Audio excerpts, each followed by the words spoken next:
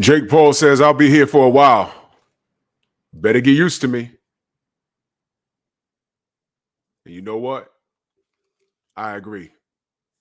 Let's talk. Push the weight and no flex. Flex alive is one in the six. Fit the runner, boy, you nigga, no question. You will run a motherfucker high stepping. Hey, you never had a big enough weapon. Motherfucker never learned your lesson. I'm an 88 pack nigga. I'm an 88 pack nigga. I mean, day walker, drink blood, trains out, full moon, motherfucker change like a hoe, nigga. I'm just a nigga from the hood trying to stack a little cheddar for the money. Drew Titan, Bronx on deck. Shout out to the mighty LDBC. Let's get it. Boxing scene. Link will be in the description. Y'all know the deal. Jake Paul says, I will be here for a while. People better get used to me. The problem child apparently has no plans of ghosting the world of professional boxing anytime soon. Jake Paul, the social media phenom turned boxer, has drawn praise and at equal turns since he's emerged on the scene nearly 2 years ago when he knocked out fellow YouTuber Anson Gibb in one round. Since then, Paul has gone to knock out pro athletes such as Nate Robinson, Ben Askren, and Tyron Woodley. Now, in his latest development with his zany boxing saga, Paul has donned the mantle of promoter. Now, here's what I care about.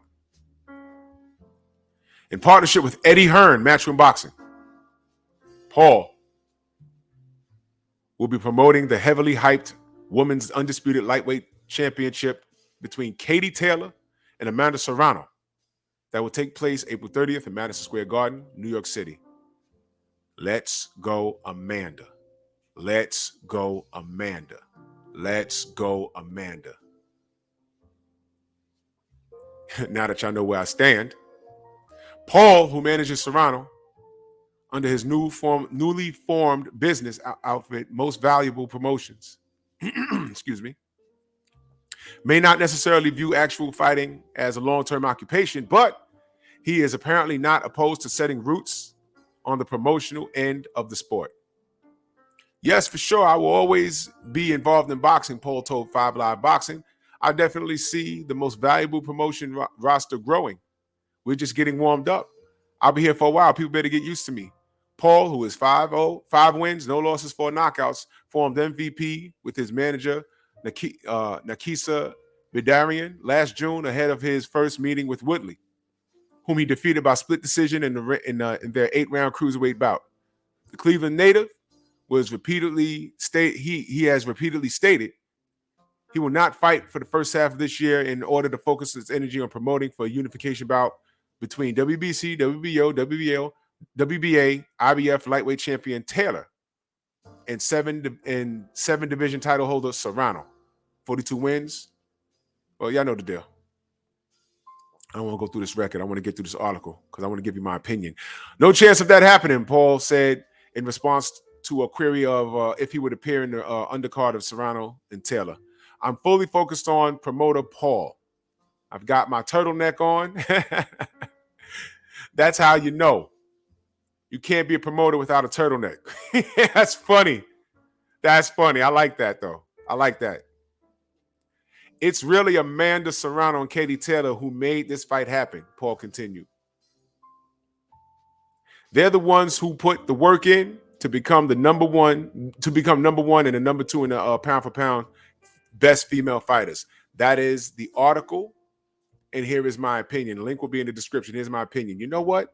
Let me ask y'all a question. Is Jake Paul growing on me? Now, let me say this.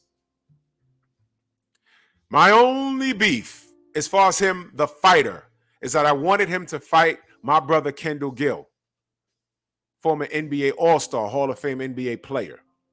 That's it. If he gets in the ring again, fight Kendall Gill. That's it. But outside of that, watch me separate the two. Is what he's doing good for boxing? Okay, you don't get down with him fighting subpar talent. You're fighting Nate Robinson, who wasn't a fighter. You're fighting Ben Askren, who was a fighter but not a boxer. You're fighting Tyron Woodley, who was an MMA fighter, not a boxer. You're fighting other YouTubers. Okay. The thing that I noticed was the man has buzz.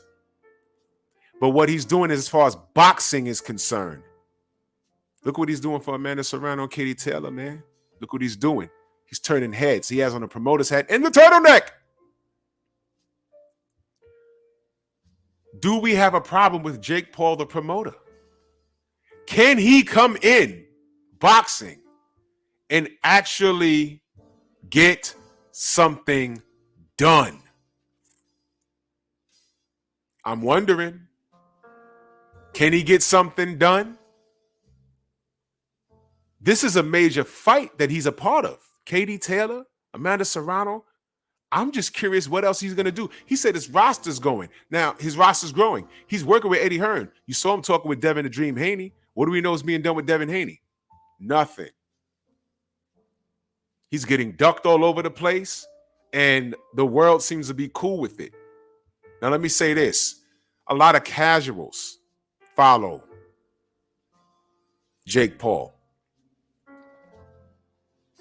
Follow what I'm saying, y'all.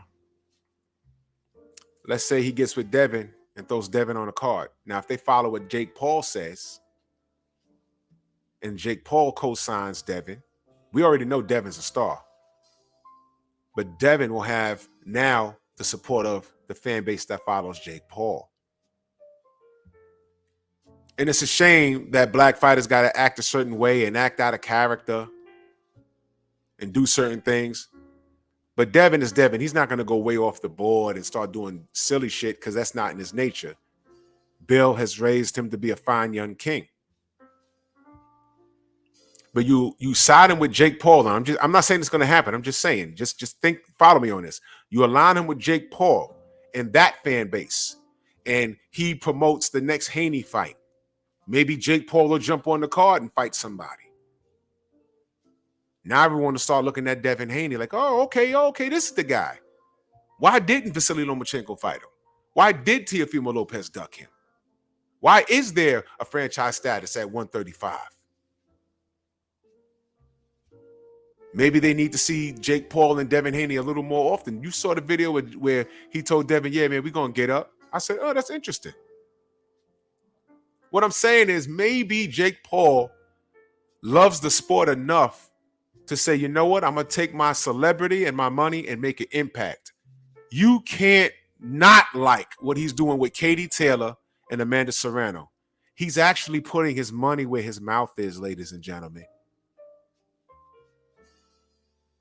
While the PBC likes to let Gary Russell fight make Gary Russell only fight once a month. Once a year. We still haven't figured out what the hell that was about. Language is important. I almost said let. No. Gary wanted to be more active, but he couldn't get any fights. The PBC wasn't helping that. What the hell was going on there? We still don't have no answers. What else? What else we got going on? The franchise statuses. Canelo, hey, time to fight Jamal Charlo. Nope, franchise. I could do what I want.